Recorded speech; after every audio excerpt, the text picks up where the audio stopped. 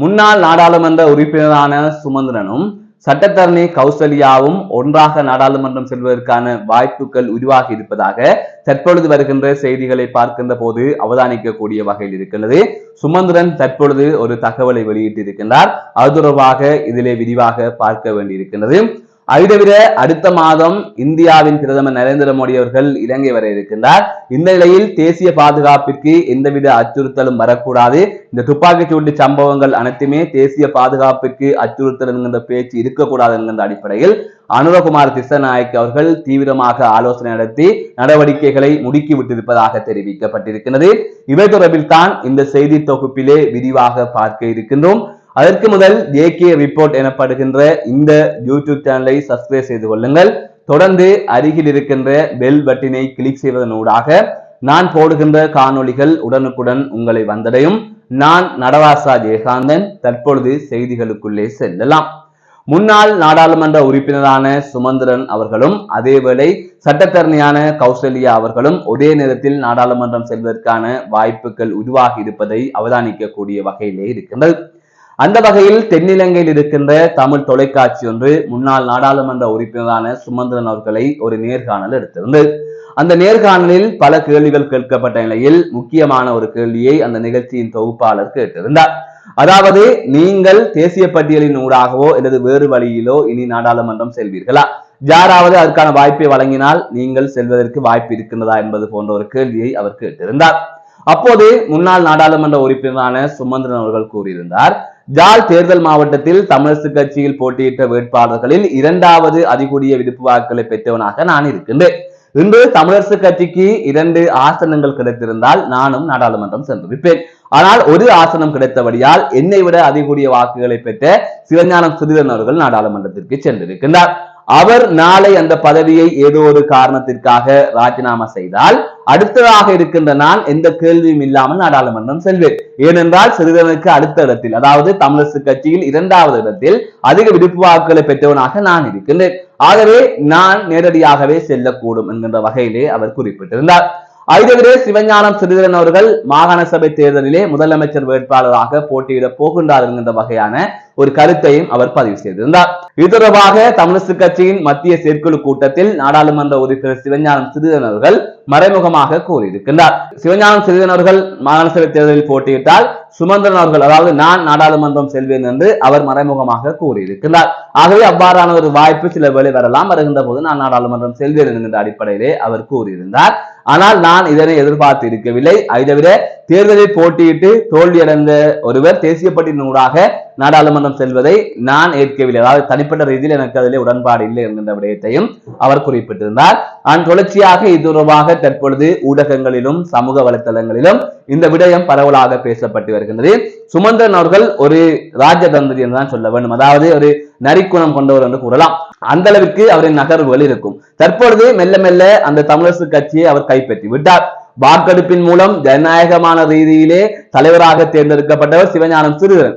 அதற்கு பிறகாக அது தொடர்பாக வழக்கை தொடுக்க வைத்து அதற்கு பின்னராக சிவஞானம் ஸ்ரீதரன் உட்பட்டவர்களை பதவியேற்க விடாமல் அந்த நிர்வாகத்தை முடுக்கி தற்பொழுது பழைய நிர்வாகத்தை வைத்திருந்து அதிலே மாற்றம் செய்து இன்று தமிழரசு கட்சியின் பொதுச் செயலாளராக சுமந்திரன் அவர்கள் இருக்கின்றார் என்று சொன்னால் அந்த அளவிற்கு அவரது நகர்வுகள் இருந்திருக்கின்றது. அரசியல் ரீதியாக அவரது நகர்வுகள் என்பது மிகவும் நரித்தனமாக இருக்கும் என்று பலரும் கூறியிருக்கிறார்கள்.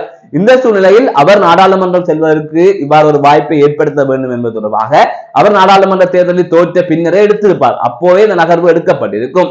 எப்படியாவது தமிழரசு கட்சியில் இருக்கின்ற சிவஞானம் ஸ்ரீதரன் அவர்களை முதலமைச்சர் வேட்பாளராக ஆக்கிவிட வேண்டும்.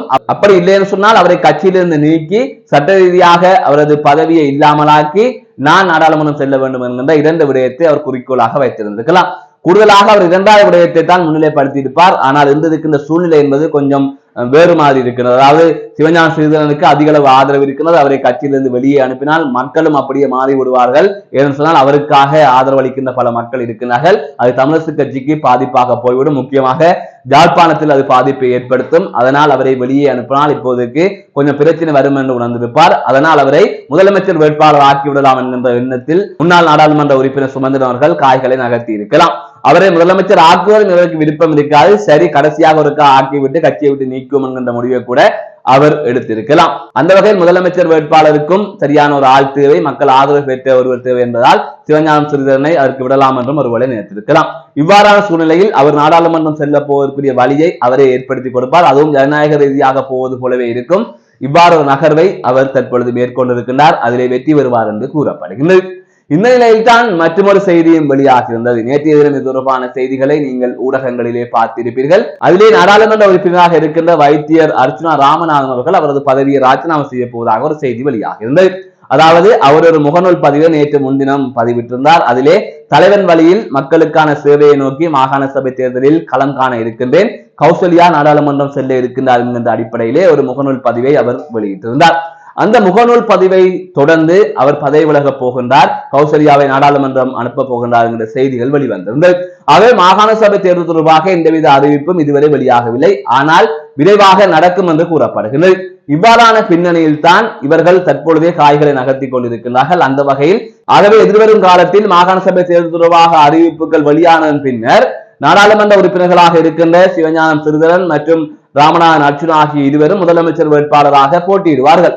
அப்படியான சூழ்நிலையில் சட்டத்தரணியான சுமந்திரனும் சட்டத்தரணியான கௌசல்யாவும் ஒரே நேரத்தில் நாடாளுமன்றம் செல்வதற்கான வாய்ப்புகள் இங்கு உருவாக இருக்கின்றது. அதற்கான வழிவகைகள் தற்பொழுதே தெரிகின்றது. இந்த நிலையில் தான் மாகாண சபை தேர்தல் வருகின்ற போது இந்த விடயங்களை அறிந்து கொள்ளலாம். பெரும்பாலும் இது நடப்பதற்கான வாய்ப்புகள் இருக்கின்றது என்பதை அரசியல் ரீதியாக அவதானிக்கக்கூடிய வகையிலே தெரிகின்றது. ஆகவே சட்டத்தரணிகளான இருவர் யாழ்ப்பாணத்திலிருந்து நாடாளுமன்றம் செல்கின்றார்கள். இந்நிலையில் மற்றொரு செய்தி வெளியாகி இருக்கின்றது. அதாவது இந்தியாவின் பிரதமர் நரேந்திர மோடி அவர்கள் இலங்கை வர இருப்பதாக ஏற்கனவே செய்தி வெளியாக இருந்தது. அடுத்த மாதம் அவர் இவ்வாறு இலங்கை வர இருப்பதாக கூறப்படுகின்றது.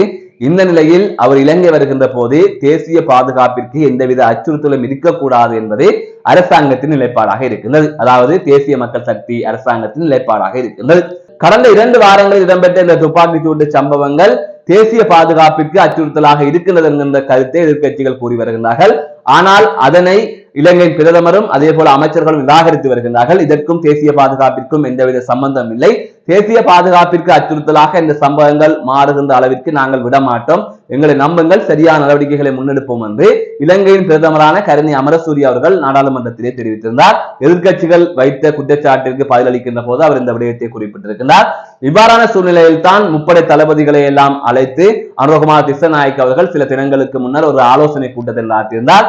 அதிலே காவல்துறை ராணுவத்திலிருந்து பயிற்சியை பெற்றுவிட்டு அதிலே கடமையாற்றிவிட்டு அதிலிருந்து சட்டவிரோதமாக வெளியேறியவர்களை உடனடியாக கைது செய்யுங்கள், அவர்களை புனர்வாழ்வுக்கு உட்படுத்துவது தொடர்பாக ஒரு நடவடிக்கையை மேற்கொள்ளுங்கள், பாதாள உலக குழுக்களுடன் தொடர்பு இருப்பவர்களை நீங்கள் கைது செய்ய வேண்டும், அதுவான நடவடிக்கைகளை முன்னெடுங்கள் என்று கூறப்பட்டது. அது தொடர்பாக ஏற்கனவே பாதுகாப்பு அமைச்சின் செயலாளரும் ஒரு தகவலை வெளியிட்டிருந்தார்.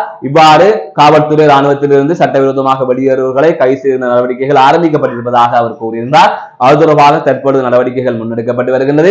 இந்த நிலையில் தான் தேசிய பாதுகாப்பு தொடர்பாக எந்தவித அச்சுறுத்தலும் இல்லை என்பதை உறுதிப்படுத்த வேண்டும். இந்தியாவின் பிரதமர் அவர்கள் இங்கு வருகின்ற போது எந்த பிரச்சனையும் வரக்கூடாது. அதை தவிர சுற்றுலாத்துறையும் தற்பொழுது முன்னேறி வருகின்றது. தேசிய பாதுகாப்பிற்கு அச்சுறுத்தல் சொன்னால் இலங்கைக்கு செல்ல வேண்டாம் என்று பல நாடுகள் அவர்களது நாட்டு பயணிகளுக்கு அறிவுறுத்தல் விடுக்கும். இதனால் சுற்றுலாத்துறையும் பாதிப்படையும். ஆகவே இந்த 2 விடயங்களையும் கவனத்தில் கொண்டு அனுரகுமார் திஸ்ஸநாயக்க அவர்கள் தற்பொழுது பாதுகாப்பு தொடர்பிலே அதிக கவனம் செலுத்தி இருப்பதாகவும் அதனுடைய கைது நடவடிக்கைகளை மேற்கொள்ளுமாறு முப்படை தளபதிகளுக்கு கூறியிருப்பதாகவும் தெரிவிக்கப்பட்டிருக்கிறது. இது தவிர இந்திய பிரதமர் அவர்கள் 2 நாள் விஜயமாக இலங்கை வருகின்றார். ஒரு நாள் இரவு கொழும்பிலே தங்கியிருப்பார் என்று கூறப்படுகின்றது. பல முக்கிய விடயங்கள் தொடர்பாக இதிலே பேசப்பட இருப்பதாகவும் தெரிவிக்கப்படுகின்றது. இது தொடர்பாக நாங்கள் பின்னர் ஆழமாக ஆராயலாம். மீண்டும் ஒரு காணொலி சந்திக்கின்றேன். நான் நடராசா ஜெயகாந்த்.